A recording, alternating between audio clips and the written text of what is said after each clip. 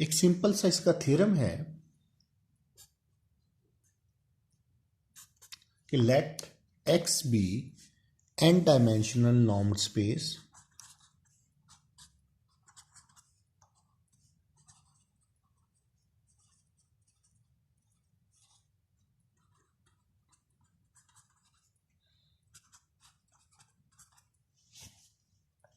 Then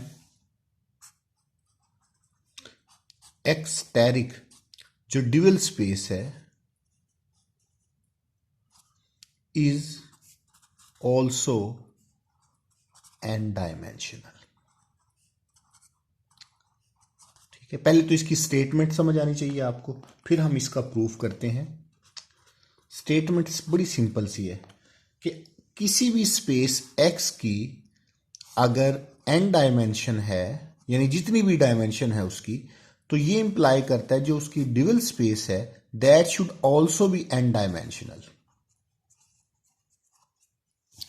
कि जितनी vector space की, ओरिजिनल वेक्टर स्पेस की डायमेंशन है, यानी number of elements in the basis, उतनी ही उसकी जो ड्यूअल स्पेस ली जाएगी। और ड्यूअल स्पेस क्या होती है?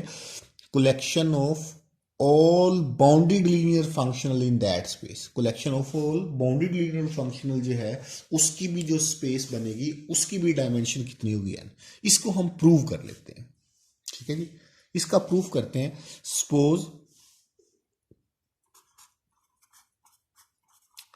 कोई भी बेसिस ले लें, b is equal to e1 e2 en is basis for x। ठीक है जी, ये हमने क्या ले ली? बेसिस ले ली है। अच्छा, अब हमने एक एक फंक्शनल डिफाइन किए एफ जे। ये जो बेसिस वाला सेट था ना बी, इस सेफ स्केलर फील्ड पे कैसे डिफाइन किए कि F J of E I is equal to delta I J. Means कि ये वन आए if I is equal to J और जीरो आए if I is not equal to J. अब ये जो एफ जे हमने डिफाइन किए ये भी वन से लेकर एन तक है। J is varying from one to N. अब इस पूरी का मतलब क्या है, इसका मीनिंग क्या है? इसका इतने पार्ट में इसका मीनिंग ये है कि जब आपने F1 लिया, F1 E1 पे अप्लाई होगा तो आंसर 1 देगा, लेकिन F1 E2 पे अप्लाई होगा तो आंसर क्या देगा? 0 एंड सो ऑन। इसी तरह जो F2 है वो E1 पे आंसर 0 देगा, जबकि F2 E2 पे आंसर कितना देगा? 1, और F2 E3 पे भी 0 देगा। इस तरह आपने Fj को डिफाइन किया, E1 के लिए भी, E2 के लिए भी, En के लिए भी। अब ये जो Fj था इसको हम सिर्फ बेसिस पे ही डिफाइन नहीं कर सकते, इसको पूरी स्पेस पे भी डिफाइन कर सकते हैं। Means Fj can be extended to whole x। कैसे भला? Fj को आप x पे अप्लाई करें, x कोई भी आर्बिट्रेरी एलिमेंट ले लें x का। अब x जो है क्योंकि x से बिलोंग कर रहा है और ये सेट उसका बेसिस है, तो इसको लिखा जा सकता है अल्फा आई ई आई या एक्स आई ई आई, कोई भी लिख सकते हैं आप। तो मैं लिख सकता हूं एफ जे ऑफ एक्स को लिखा जा सकता है एक्स आई ई आई, जिसमें एक्स आई जो ये आपके स्केलर्स हैं सारे के सारे। ठीक है जी, एफ जे ऑफ और समेशन लगेगा साथ, आई वेरीज फ्रॉम 1 to n। जब एफ आई अलग अलग इन पे अप्लाई हुआ, ठीक है, जब मैं समेशन को थोड़ा सा एक्सपेंड करूं, F J of x1 e1 plus x2 e2 plus xj ej plus xn en। F J जब E1 पे अप्लाई होगा 0 आ जाएगा, E2 पे भी 0 आ जाएगा, EJ पे 1 आएगा। सिर्फ ये वाली क्वांटिटी 1 बनेगी, बाकी सारे 0 हो जाएंगे। तो एफ जे ऑफ x किसके इक्वल आ गया? एक्स जे के। F J of X is equal to X J. अच्छा, अब हम थोड़ा सा आगे मूव करते हैं। ये जो हमने एफ जे डिफाइन किए थे, एफ जे जिसमें F1 F2 सो ऑन था, इनकी मैं नई कलेक्शन ले लेता हूं बी स्टैरिक।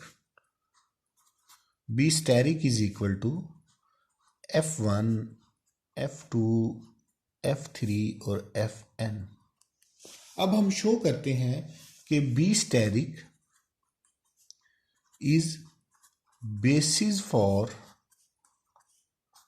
X asterisk. अगर हमने ये शो कर दिया तो हमारा थ्योरम प्रूव हो जाएगा, क्योंकि इसमें भी n एलिमेंट्स हैं, ठीक है। और ये किसकी बेसिस बन जाएगी, एक्स स्टैरिक की, तो उसकी डायमेंशन भी कितनी बन जाएगी, n।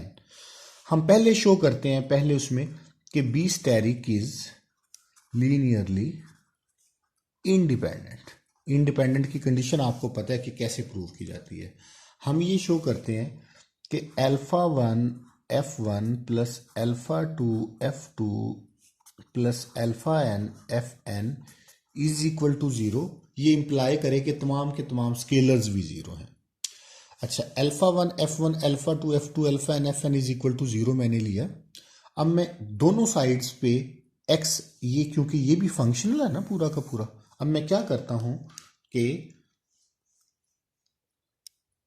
α1 F1 plus α2 F2 plus alpha N F N of x is equal to 0 of x। तो 0 ऑफ x तो 0 के इक्वल आ जाएगा।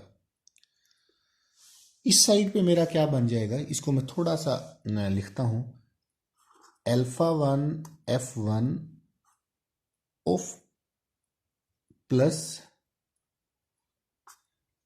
α2 F2 plus alpha N F N of x is always equal to 0।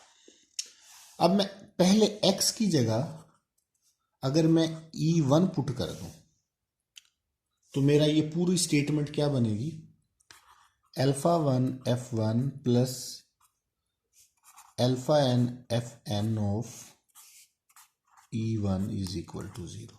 E1 को मैं अंदर लेके जाऊं तो क्या बनेगा, α1 F1 of E1 plus α2 F2 of E1 plus alpha N F N of E1 is equal to 0। अगर हम देखें F1 की हमारी कंस्ट्रक्शन इस तरह है, F1 ऑफ E1 तो 1 के इक्वल है, F2 ऑफ E1 0 के इक्वल है, ये भी, ये सारी टर्म्स क्या हो जाएंगी आपस में 0, और ये क्या बन जाएगी 1। यहां से मेरे पास α1 किसके इक्वल आ जाएगा। इसी तरह अगर नेक्स्ट फेज में मैं x को E2 पुट करूं तो मेरे पास वहां से α2 किसके इक्वल आ जाएगा। अगर मैं इसी तरह x को E3 पुट करूं तो मेरे पास क्या आ जाएगा, α3 is equal to 0 and so on alpha N. तो पहली जो स्टेटमेंट थी कि B asterisk is linearly independent, वो हमारा प्रूव हो गया कि B asterisk is linearly independent. Next video में मैं शो करूंगा कि बी स्टैरिक जो है वो पूरी की पूरी एन स्टैरिक को स्पैन करता है। Thank you.